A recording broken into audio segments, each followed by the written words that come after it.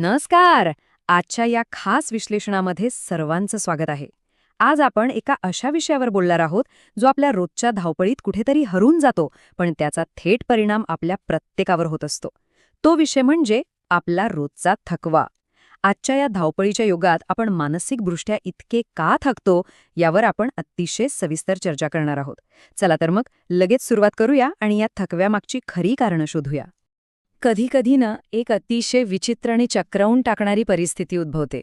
म्हणजे बघा, हातात फोन असतो, सगळं काही उपलब्ध असतं, पण तरीही काहीच बघायची इच्छा होत नाही. हे नक्कीच ओळखीचं वाटत असेल, बरोबर?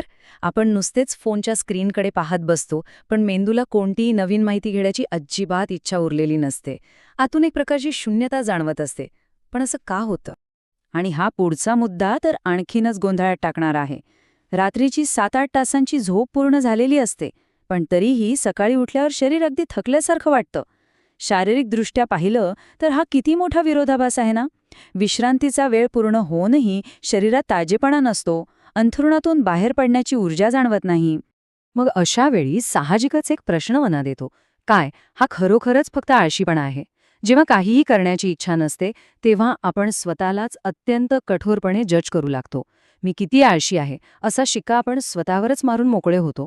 कारण सतत काहीतरी करत राहणं म्हणजेच आपण चांगले आहोत असं कुठेतरी आपल्या मनावर बिंबवलं गेलंय. पण आज ह्या पूर्वग्रहाला आपल्याला एक मोठा प्रश्न विचारायचा आहे. चला तर मग वळूया आपल्या पहिल्या भागाकडे, आळशीपणा की मानसिक थकवा.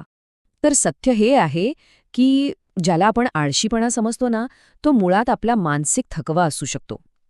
ही एक अशी अवस्था आहे जिथे आपला मेंदू आणि आपल्या भावना पूर्णपणे थकून गेलेल्या असतात आणि त्यामुळे आपली सगळी प्रेरणा आणि ऊर्जा शोषून घेतली जाते. होतं काय, जेव्हा मेंदू सततच्या विचारांनी थकून जातो तेव्हा तो शरीरानं कामाचा आदेश देऊच शकत नाही. म्हणजे इथे शरीर नाही तर मेंदू थकलाय. आपण आळशी नाही आहोत तर मानसिकदृष्ट्या पूर्णपणे एक्झॉस्ट झालो आहोत. हे समजून घेणं अत्यंत गरजेचं आहे. आता वळूया दुसऱ्या भागाकडे, द सायलेंट एनर्जी ड्रेनर्स, म्हणजेच आपली ऊर्जा शोषून घेणारी ती छुपी कारणे. अशी 4 प्रमुख कारणे आहेत जी आतल्या आत आपली ऊर्जा संपवत असतात. पहिले म्हणजे सततचं ओव्हर थिंकिंग, प्रत्येक गोष्टीचा गरजेपेक्षा जास्त विचार करणं.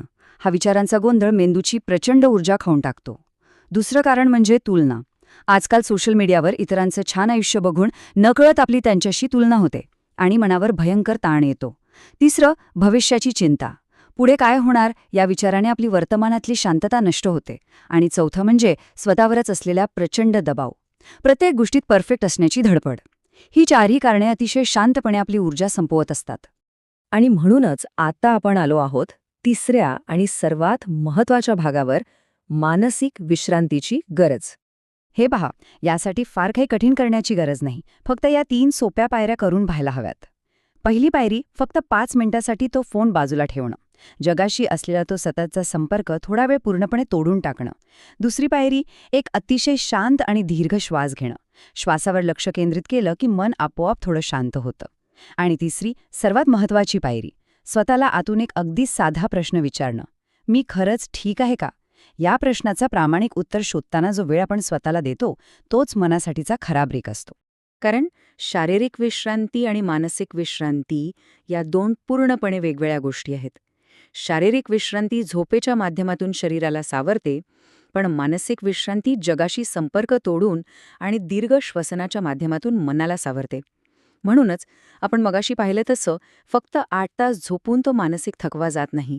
त्यासाठी जाणीवपूर्वक अशी मानसिक विश्रांती घेणं अत्यंत आवश्यक आहे. आणि म्हणूनच या संपूर्ण विश्लेषणाचा शेवट एका अत्यंत महत्त्वाच्या आणि विचार करायला लावणाऱ्या सत्याने होतो. कारण कधीकधी विश्रांती शरीराला नाही तर मनाला लागते. हे अगदी खरंय. मग आता शेवटी प्रश्न हा उरतो की पुढच्या वेळी जेव्हा असा विचित्र थकवा जाणवेल तेव्हा आपण स्वतःला आळशी ठरवणार की मनाचा आवाज ऐकून त्याला ती हवी असलेली विश्रांती देणार? विचार नक्की करा.